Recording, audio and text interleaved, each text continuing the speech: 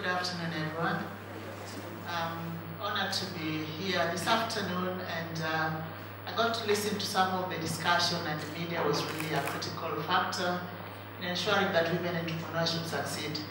My work at Strathmore, I head a department called Africa Media Hub, whereby I run a continental-wide program called Business Initiative in Africa with Mike Bloomberg. It was something I started while at Ford Foundation, and we are now focusing in 5 African countries. We train journalists and work with the various universities in those countries. And also the Data Analytics Center that is being started under my department, and actually entrepreneurship and data is a critical role in actually creating awareness of the work that the women do. The other one is Innovation Lab, whereby we do startups, we do innovation and creativity with young women, and recently we worked with the Standard Chartered Bank to actually set a startup at Strathmore, and that's what I do. But previously I worked at Ford Foundation, and then I was also previously the head of the Africa Editors Guild, started the Africa Editors Guild, where I headed all the media organizations in Africa, and that's my past experience. I've also worked with the UN. Thank you so much, Dr. Rosemary. Good afternoon, everyone.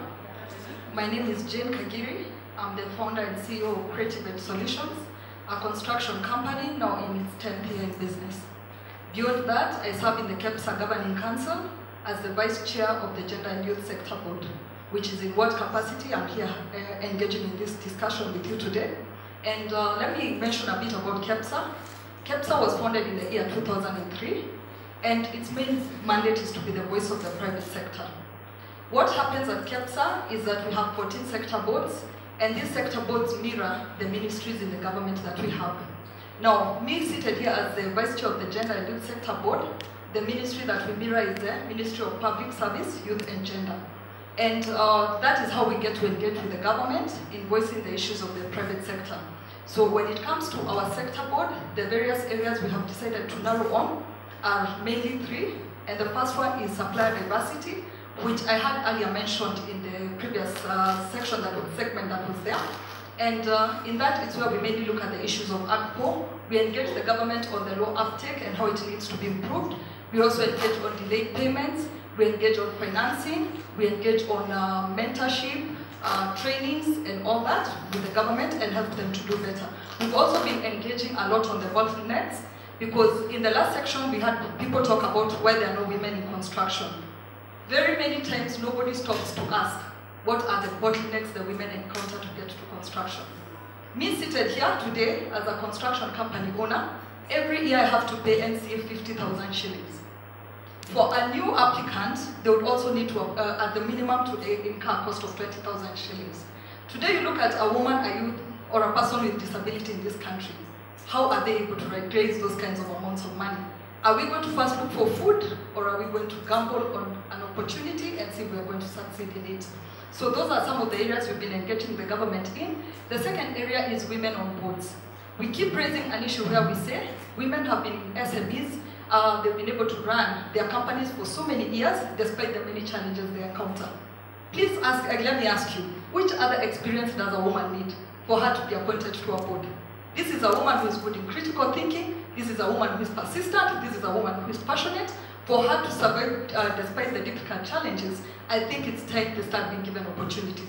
Opportunities to serve in government public parastatals, opportunities to serve in private sector, opportunities to even serve in their communities. So that's the second issue we've been narrowing in on. And the third one is inclusion. Inclusion of youth and persons with disabilities in every section of this country. Reason being, many times we talk about the not more than 2/3 gender rule. But beyond that, who remembers the youth and who remembers the persons with disability? So as much as we are talking about the not more than 2/3 gender rule, let's also remember there's a generation after us, and there are also the persons with disability who need to be included in all that. So those are the main areas we've been engaging in. And just to say one more last point is, as an entrepreneur, how many women entrepreneurs do we have here? I was taught that we have to put a very confident hand up. Let me ask the second question. How many of you are part of a business member organization? What I mean by that is member of Kenya Association of Women Business Owners, member of Women in Business, member of Kenya Private Sector Alliance. How many? Let me tell you the one single advice out which somebody had given me 10 years ago is the minute you register your company, please make sure you're a member of an organization. When we raised all those issues about information, if you're a member of an organization, all this information finds you at your desk. Thank you so much. Thank you so much. Let's go to Beatrice. Good afternoon, ladies and gentlemen. As you heard, my name is Beatrice Obabu, and I'm the CEO of Welcome Ventures Limited. It's a training and business management consultancy company, and this is our 8 years now. And I'm excited because I've also entered into construction, so I think I'll need to have a word with my sister here so that I'm given some direction. We build capacity. That is what Welcome Ventures does, and that's what I'm passionate about. Meeting an organization that is even starting, and one of the things that I've realized is, like SMEs or startups, there are many things that they don't want to put in place. There are structures, and I think there's a lady that was here that really talked so much about the structures, putting structures in place in organizations, and this is what we do at Welcome Ventures, because we realize that sometimes we want growth, but growth also will take place, especially when the structures are in place. Either your company is small, you must, you're a startup, you're a medium, you must have all the structures that you need at that point. And what I tell entrepreneurs or business starters is that you can't talk of you're going to put structures when you have you're bringing an income of this amount of money per annum, or when you do this, or when you have 10 employees, 20, 100 employees. Put structures in place from the beginning, and that's what Welcome Ventures is all about. We help companies to do that. 2, we want to see companies excel in their service delivery, and that is why we train in customer service and other programs that we have. We have so many, and we have leadership programs that we have. We have HR programs that we have put in place to ensure that when you have your organization or your company or your business, everything is working and running for you. Remember that every business that exists to meet a certain need or to solve a certain problem in the market, and therefore you need to work with experts to help you to put some of these things in place. I also mentioned that my contribution to women, I'm the founding president of EMLOS Africa, which is an organization that empowers women in leadership. We have programs for emerging leaders, and when I just look across the room, I can see that we have very young women here, and EMLOS Africa is for you. We also have women leaders who come in those in the corporate, in the government. They have joined hands with us, and we normally have programs and events in which we explore and discuss matters and topics that will help you and propel to the next level. And so every woman is eligible to become a member of EMLOS Africa.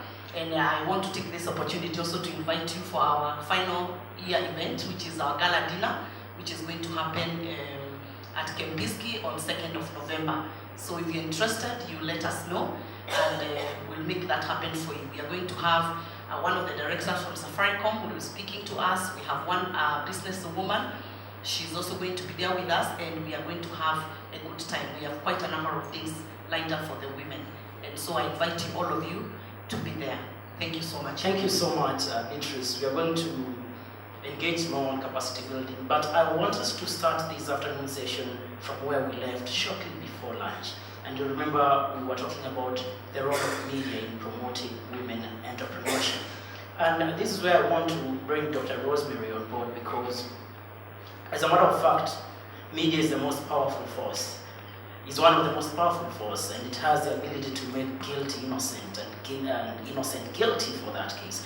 Now, there was a feeling in the room that the media, especially in the country, is not doing enough to support women entrepreneurship. You are a media expert, and you know the dynamics of media. So, do you think that media is really to blame, or rather maybe it's doing its part, but where's the weak link? I can say it's a double-edged sword, but both sides are supposed to be blamed. When in the late 50s, before Africa got independence, what we call the Western countries sat down and said, what is the quickest way in which we can accelerate development in Africa? And they say media is going to be such a tool. And by that time, they recognized the role of the media, especially when it's a public media. But when independence came, many governments changed the media to be a state media, so the government controlled. And those then who invested in the media, like the private sector media, invested to make profit. And public media like KBC has got a role to actually enhance and accelerate development among the communities. So within the media, and having worked in the media for the longest time, when I started my career within Nation, when I entered, as women, you enter with your male colleague and you are taken to a feature desk, your male colleague is taken to a news desk. Sooner or later they are reporting parliament, then you are told to write about women's stories. And then I was actually instrumental in starting the women's page in the Nation newspaper in the late 80s. And I asked, can the women's page be just about the women's voices or things that affect the community? And I was told, do whatever you want with it. Then I decided to say that I'm going to make it actually diversify. That is going to be about not grandmother's story, but the things that affect the women. So I remember the three of us with Catherine Gisheru, Lucia Riang, and Margareta Wagasheru, we decided that how can we redesign these features pages in order to be able to not be women's issue but society issues. So on the other hand, the media also do not have to have access to the women who are out there and can give them the news. As we are in the newsroom, many men will even know you by the name, may even call you, but not many women do that. When you call them, please can you give me a comment on certain story? Oh, I'm not ready, I'm not ready. So of us who actually covered the Beijing conference start what we call agenda training on how women can engage with the media effectively. Understanding how the media works, and understanding when and how to enter into the media. And the media not only is agenda setter, it shapes the opinion, it actually influences audiences, it creates your customers, and it creates your branding as a person. And if you're consistent in an issue, you become an expert and the media will always reach out to you. And this is where I'd like to actually request the women entrepreneurs, don't wait for the media to come. And like before, where the traditional media were just were kind of singled out, the various platforms that you have from your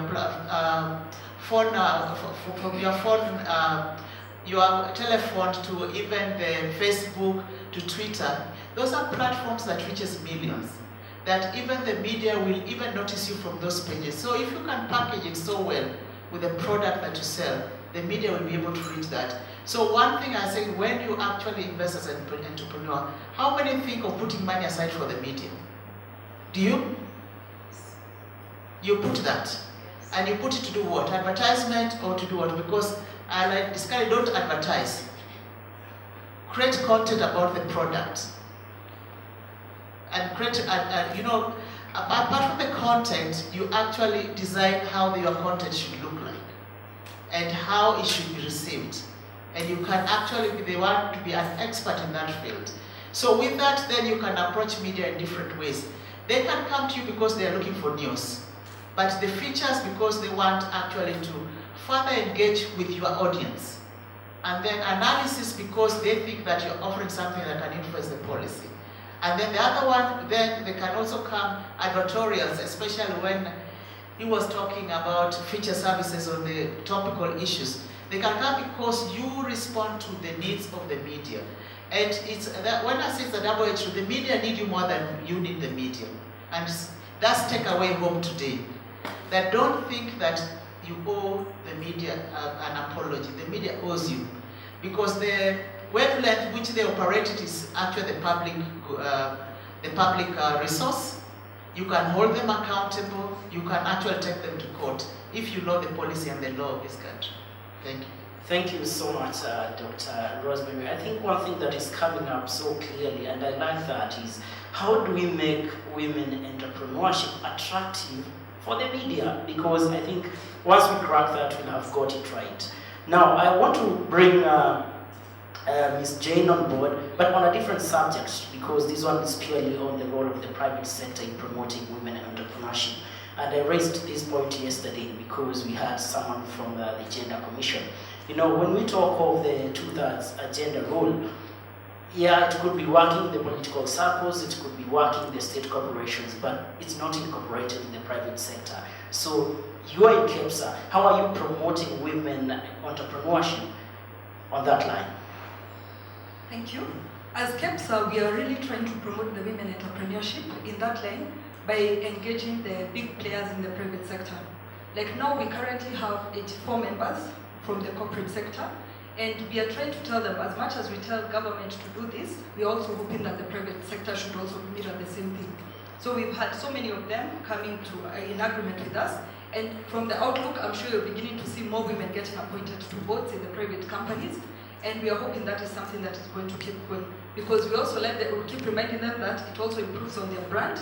They'll also get some talent which they do not have, and at the end of the day, it's going to bring a better outlook to the whole country when we have more women inputting the senior positions. So the private sector is playing an active role in that. So, thank you. Now, coming to you, Beatrice, because in line with what you do, that is capacity building and training, you mentioned something, and this is maybe a question before I open the floor. There's a thing of capacity building. At what point in my business would you suggest that, you know what, it's time for capacity building? I'm saying this because some people run what we call briefcase companies, and we feel maybe we are not at that level. So do you have different packages for different business enterprises, and at what point should the entrepreneur say, now, this is it? Well, what I would say to how I'd respond to that is the capacity building, you first start with yourself. Because once you are starting a business, before even you think about going out and stepping out to start in a business, one of the things that you need to understand is, what are you passionate about? Because I have seen some people struggle so much with wanting to do things because they saw someone else doing. And one of the things I tell them, just do something that you're passionate about, because business world it's full of ups and downs. It's very inconsistent. The markets are very dynamic. Business is very dynamic. And one of the things that you need to appreciate is that you need to build your inner capacity first as a person, even before we talk of capacity building in your own organization or the business that you're talking about. And one of the things is to understand your strength, understand your capabilities and your limitations. Sometimes you can even use your own limitations to work for you, because you could see that this is where I lack and this is where I need someone to work with me in this particular area.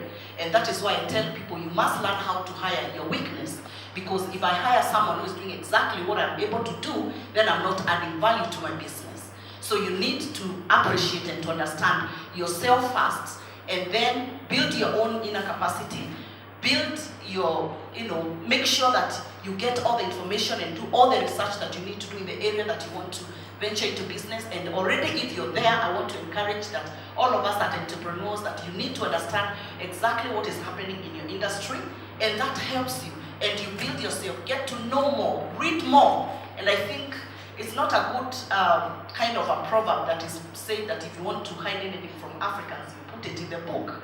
And I don't think that is a really good thing, because you cannot tell me you're an entrepreneur and you cannot read. You need to read to understand what is happening. How can you, excel yourself and excel to the next level? So building capacity starts with building yourself, and then putting in structures the things that you want to see in your company. And as I said earlier in the opening remarks that I made, is that you don't have to wait to have 100 employees for you to put things in place. If you have 2 employees, make sure that there is HR process that is in place. If it is things to do with your finances, they're in place, as in the financial systems are working, so that you're not strained even when you have 100 employees or 200 employees. That will help you, but building the capacity starts with yourself. That is the way I look at it. Building yourself from the inside so that you can be able to build your organization. Okay, thank you so much. I want to open the floor so that we can have one or two questions, should there be any. So, with your assistance, Ezekiel, perhaps you can take the mic around. We are looking at capacity building as a way of promoting women entrepreneurship. We are looking at the role of the private sector and then the role of the media, all in line with women entrepreneurship.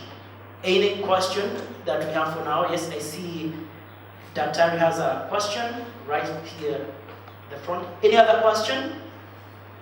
Perfect, I see Luke with a question as well. I have also a question for you, but let's start with Daktari first.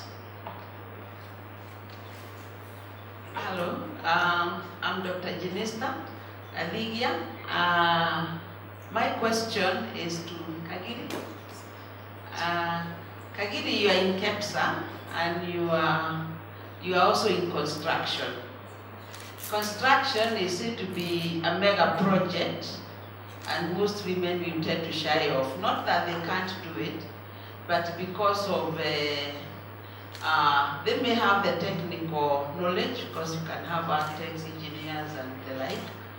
And as an entrepreneur, you may want to venture into that. Now, how are you helping women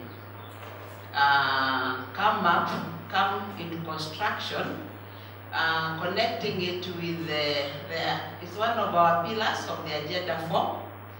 Yes, how are you assisting us? Because we are interested in construction. And how will you be able to tie us to that one pillar of the Agenda for the government? Yes, thank you so much. We have a question from Luke. Okay. Okay. So let's first get a response from Ms. Jane. I think it's all about how you're supporting women that are being bold to venture into the male-dominated fields. How are you supporting them? Thank you, Dr. to your question. Let me first say, for most people who have met me at forums, they've met me as a mentor, not as a representative of KEPSA. So I've been doing a lot of mentorship for women, and especially mainly on AGPO. Reason being, I started my company in the year 2008 out of lack of employment. I started by sitting at jobless corner. Those are the benches owned by the city council, and today I've grown to become an employer. What I'm trying to say is, when the opportunity of AGPO came up in 2013, that's when I realized this is an opportunity that not so many women will venture into. My background is in computer science, so trust me, you can do anything as long as you're ready to learn. So we actually ventured into construction from the year 2013, and I have aggressively been mentoring women and holding their hands. I have been in any of the big 4 agenda forums, especially where youth and women are, to just talk about this opportunity and tell you it is there for us to take. The only thing we have been engaging government on is, I know so many women want to get into it, so many youth want to get into it. However, that bottleneck I mentioned earlier of the National Construction Authority fees remains the biggest challenge for most people, because any woman can manage to run a site, any woman can be able to manage the employees. That is the main challenge we are having. However, even today, if you log on to my Facebook page, Jane Kagiri OGW, you're going to see every day I run a lesson each day on video, just to mentor entrepreneurs to come up and to pursue their dreams and to think of entrepreneurship as a form of employment. So anytime, any forum, feel free to call me. I'll be there to engage, and I'll be there to talk to the women and tell them about the opportunity of construction. Just to add to something that was said before the lunch break, we were saying how there are not so many women in construction. Currently, we have a site in Eldoret. One of our Koroga, her Schultz, is a woman. And that lady makes us so proud, because the second day when we noticed she came to work without her safety gear, that is the overall and the reflector, we looked at her and asked her, how come you reported to work without your overall? And she told us, you need to get me another set, because I washed the other one yesterday and it did not dry. Now that's the beauty women bring into a site. For the men, they have never asked that they needed to wash their uniform. For the women, we know we need to remain beautiful even when we are at a site. So just to encourage you, women are doing things, women are moving things, even at the machinery level. Let nobody tell you these opportunities are not being taken up, because they are being taken up. Thank you. Thank you so much, Ms. Jane. I see there is one more question. Let's take that particular question before we... Just bring the mic on this side. so that we can take that particular question and then we can go to Luke. Hello. So, you said that the main challenge for women who want to come into construction is the fee part, the 50,000 and 20. And what if we, like, you join hands with your group, if you have a chama or a group of women who've saved some good money and they would love to go there, can we still come to you for us to guide? For you to guide us, sorry. Thank you for that question. However, the government has its normal legal requirements. And normally the government can transact with you as a sole proprietor, as a partnership, which is a business name owned by 2 people, and as a limited company. If all the Chama members can agree to register into a limited company, then it's very easy for you to engage with government. But as a Chama, it is not legally recognized. So maybe we need to take it to the next level and register it as a company. But just to add to that, when I was speaking earlier, I mentioned it's very important for us to be part of BMOs or even organizations that deal with businesses. Because all this information, even the trainings, today I say I am who I am because of the BMO I joined, which is Kenya Association of Women Business Owners, which later enabled me to be a member of KEPSA.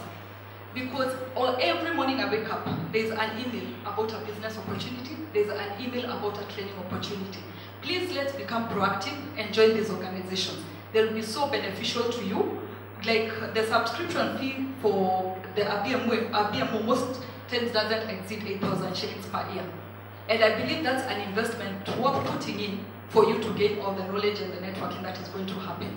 The other thing about joining these organizations is I've learned something called functional humility. Most of us believe for you to be an excellent entrepreneur, you have to be an employer, you have to have a corner office, and you have to have all these things. I have had the opportunity to sit with the Shahs, the Divanis, the Chandarias, because in these BMOs and organizations, you get mentorship. And they will tell you, they began from their bedrooms, they began from their stores, they began from their kitchens. So let's get out, listen to these stories, and they're going to encourage us that we're on the right path and doing the right thing. Thank you. Thank you so much. Let's have that mic taken to Luke, because the main reason why I want to bring Luke into this conversation, it's in line with the role of the media in promoting women entrepreneurship, and perhaps we'll have a comment from Dr. Rosemary. Now, media is evolving. Gone are the days when we just used to have TVs, radios, newspapers, and all that. Nowadays, you know that digital media is very key, and specifically blogs in this country. So, Luke is the owner of business today, and that's why it's very important for you. During the networking session, you get to understand who is who in this particular conference. You could be having a story and you want it published. Now, Luke, you have business today, but what we know with blogs in this country is more of a fear than a wonder. Let me just put it in black and white.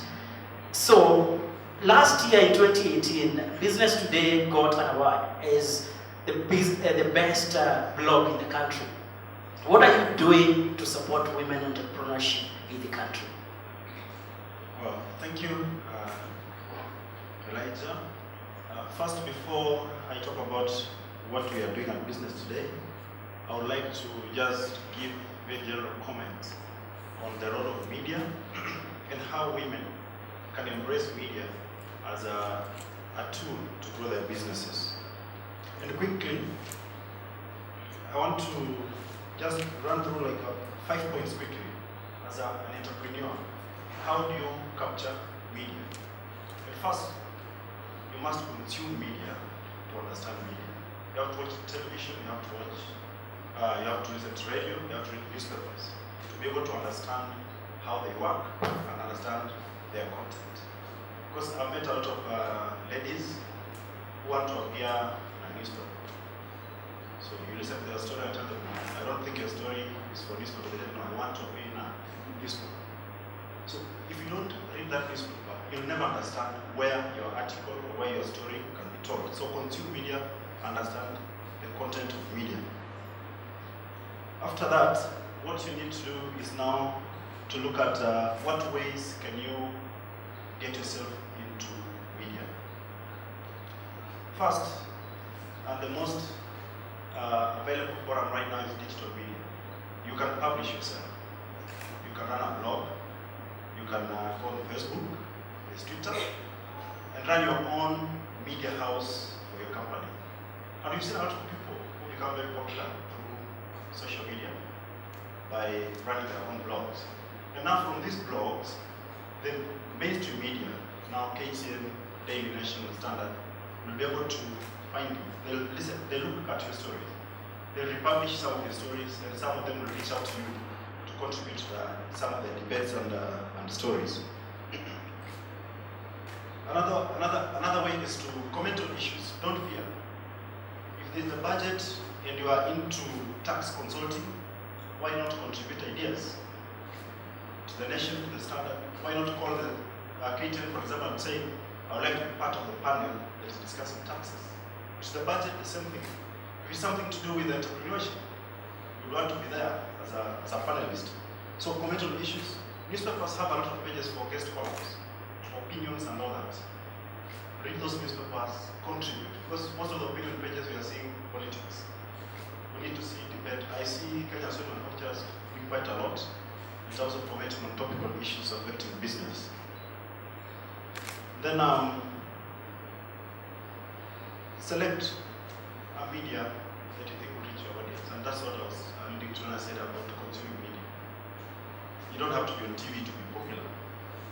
You can do that newspaper, you can do the radio station, depending on the media you have. If you are targeting machinari people, you would go to probably a vernacular radio station or a vernacular TV station for that matter. Then lastly, if you are too busy to consume media, you are too busy to look around and call Nation, call Standard, you can engage a consultant. There are companies, media companies, PR companies around that now can do that on your behalf. They'll check out the media for you and advise you accordingly on how you can be able to promote yourself in media. Now, coming to your question, what are we doing at business today and other bloggers to promote women in business? We are doing quite a lot. If you check a number of bloggers, you'll see quite a lot of content on women entrepreneurs. And what I've discovered is that people are interested in reading about women. Because I think they're so tired about men. So the moment you post an article about a woman entrepreneur who succeeded, you find that the readership compared to men is higher than male stories. So as bloggers, we are deliberately going out to promote women because first, it helps us in terms of getting more readers. Secondly, it also softens business because men will mostly talk about big figures. They want to comment about billion-dollar kind of businesses. But for women, you get very inspiring stories of, I quit my job or I was fired while on maternity leave. I had my salary of 40K, then I started my business like that. Yeah. There's another lady who wrote about who was given a tip. She was lucky, she was given a tip of 20,000 by a Zoom. And from the 20,000, she started a business that, by the last time we were writing about the story, she was about 20 million worth of turnover in a year from a tip. So women open up their stories. Men often lie about how they rose. But women will give very authentic stories. Yeah, so for that, so as a woman, open up. The only weakness I've found in a lot of women's stories is that women are not forthcoming. I don't know what they fear outside there. They want to tell their stories. Many times, there's a lady I interviewed, after we were almost publishing the story, she called and said, please, don't use my photo. And we're almost going to press. What are you fearing there? It comes back to integrity, what we were talking about yesterday. When you go into business, you have to clean yourself. You have to face your past, clean so that if you appear on TV, you're not scared. Yesterday, I approached a lady here, I'll not mention her, wanted to do an interview for KTN. She almost broke her legs. Why that? I approached another one, and the other one was forthcoming for that. Why are you running away from media? Thank you very much. Thank you so much, Luke. For that clarification, perhaps we can have a response from Daktari. there's always this gender analysis on why women fear the media. And I think there's this, when your grandmother used to describe the media, they used to say something that sees very far and something that hears very far. And they couldn't understand the context. And when you look at the 18th century, when Jennings, a German media scholar, says media was more or less a masculine thing. And so when in the 80s, when people wanted the women to be part of it, the media themselves need to understand how the women actually communicate. As we communicate in a group format, it's not an individualistic. And so that kind of branding, we have to be prepared. And so when we say that, in fact, if you look at my book, which I wrote on gender reporting, on how to report on women, it's being used by Wits and Rhodes University.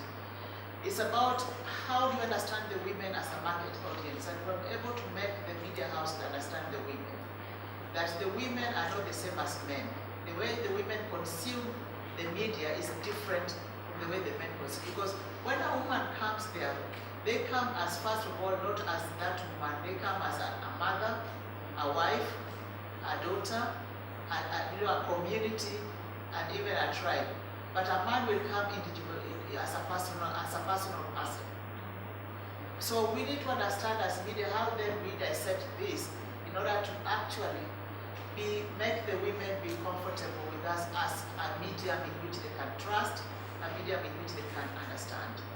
And so when actually Facebook came, the majority of the people in the Facebook are the women, because that's a medium they can control and they can be able to put their content they can trust. And so time has come that the media needs to change how they look at their consumers and the way the people consume them. And women, it's a long time that we need to understand that the way women consume the media is different from the way men consume the media. I'll tell you one way in which we use the media to change the women perception, actually is in Garissa, that for women to own property, they had to be either married or if their husband has died through their son or through the community. They came to us and we did a media campaign in the radio to change the people's perception. And because the people did not understand how the women were thinking, women were hiding the money under the mattresses. And once the governor of Garissa actually broke around that women can actually own property because of the media and how the media was able to understand. Most of the property in Garissa now are owned by women, and women now are the most entrepreneurs in Garissa. And so understanding how the women consume your market is very necessary. Thank you so much, Dr. for that clarification. In respect of time, I'm going to take closing thoughts on specifics. We start with Jane, and for your part, it's all about the private sector and how you do promote women entrepreneurship. Perhaps you can tell the audience, the entrepreneurs in the house, how can they tap into the opportunities that KEPSA has when it comes to women entrepreneurship? Let me say KEPSA has very many opportunities, and especially when it comes to the women entrepreneurship. I had alluded to them earlier. And again, I repeat and say, when you're part of a membership, there are various opportunities that you enjoy. The first one and the strongest as an entrepreneur is the networking opportunity. Remember, the minute you sit with a group of other women or a group of other entrepreneurs and you mention what business you engage in, that's already other marketers you've created for your own business. So make sure wherever you are, you're not just a business by yourself. Number two, at KEPSA you will get cheerleaders. And what I mean by cheerleaders, like now many of you seated there have very beautiful stories and very strong stories. Who knows about them? If I knew about them or somebody else knew about them, and today I'm asked which woman do you think is a great entrepreneur? Quickly, I will mention your name. I'll give an example of myself. In 2017, KEPSA nominated me to go to speak to the Commission on the Status of Women at the UN in New York. If it was not for KEPSA, I would have never been there. Let me say there are so many other opportunities I've seen so many other women at KEPSA enjoy. Reason being, you have cheerleaders, you have people who know what's going on with you. Number two, this year I've been nominated as a finalist for the Young African Women in Entrepreneurship and Innovation Forum.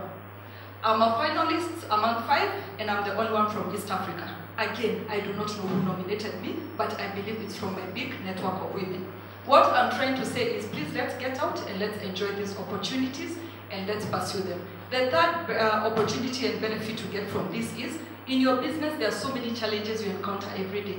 You'll complain to yourself, but if you're in an organization like KEPSA, the minute you highlight your issue, it is handled firsthand, and it is the government is engaged immediately. I'll give you an example. The Youth Enterprise Fund last year had been putting so many young people on CRB.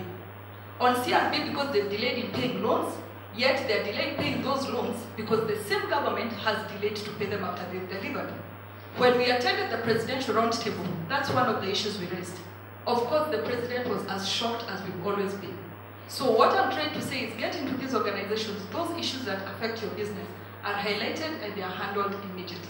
Thank you so much. Thank you so much. And lastly, let's go to Beatrice. And Beatrice, for you, as a parting shot, you've been doing a lot of capacity building and training of entrepreneurs. As you train, which areas do you find most lacking, and how can entrepreneurs address those challenges? As I said earlier, one of the areas, one is lack of structures in their businesses, and so they don't separate, most entrepreneurs don't separate their personal money and the money for the company. So you realize that lack of those structures actually mess you up and you're not able to scale your business. Two, lack of investment, personal investment. They don't invest in themselves, and when I say investing in yourself, it's just like what my colleague here said, getting to the right associations, getting to the right circles, and that can give you support. So I want to, one of the things that I emphasize even in our trainings is that we need to have support systems. And support system is like joining some of those organizations or associations, especially that have to do with the industry that you're in. The other thing that I emphasize on is professionalism, because when you exude yourself there, I think there's a lady that spoke in the morning, I really liked her talk. You don't go out there just as a woman. You go to put something on the table. You must go there with your brains. You must show them, you must show the world what you have to offer to them. Because when we go out there to negotiate on business, what people want to know is that, do you have a solution for the problems that we have? If, for example, it's an organization or it's at a certain market, or do you have the supply for the needs that they have? And every business must, as an entrepreneur, you must know what solution are you, which problem are you solving, and which needs are you actually meeting? Because when you do that, then it means you remain in business. So what I would say, invest in yourself, put in structures, and get yourself support systems by getting to the right association. And also, finally, I want to encourage that we also ensure that we invest in terms of reading. We must read. I can't overemphasize that. Please, let's read. Let's read the relevant books. Let's read the newspapers. Let's do all the reading that we can, so that we can be able to be all that we need to be. Thank you very much. Thank you. I like that bit of structures. Yes, please. I just want, as a parting shot, just to thank the people who organized this conference, but I'd like to actually challenge them that can it be a lasting platform where the faces of the women who have attended here, your bios, if somebody wants women entrepreneurs, they can be able to get. But also to connect you with the media. I belong to, we call ourselves senior media women. We have, I think, 16. The who is who was in the media in the 80s, 90s, and 2000, so that they can be able to engage with you. They can offer some free services. And at Strathmore, we have a monthly what we call policy breakfast for BMOs with business advocacy, whereby I bring business journalists. There are 16 in total, both local and international, and I'll offer it to you, so free of charge, to come and speak about the challenges without paying anything. So that you can actually have these journalists be able to connect with you. And lastly, data journalism is one of the key areas. Again, if we can get some of your data statistics so that we can help you analyze and be able to actually predict the market, be able to actually prescribe your market, know the trends, and so those are the services I can be able to offer the network around this table And how many of you will be coming to Strathmore next week, the President's Entrepreneurship Conference? So we'll be able to welcome you. Thank you so much. You need to connect with Rosemary. You need to connect with Jane when it comes to the private sector, and you need to connect with Beatrice when it comes to matters capacity building and training. So ladies and gentlemen, let's appreciate the panelists for the good job and for networks and all that. Thank you so much.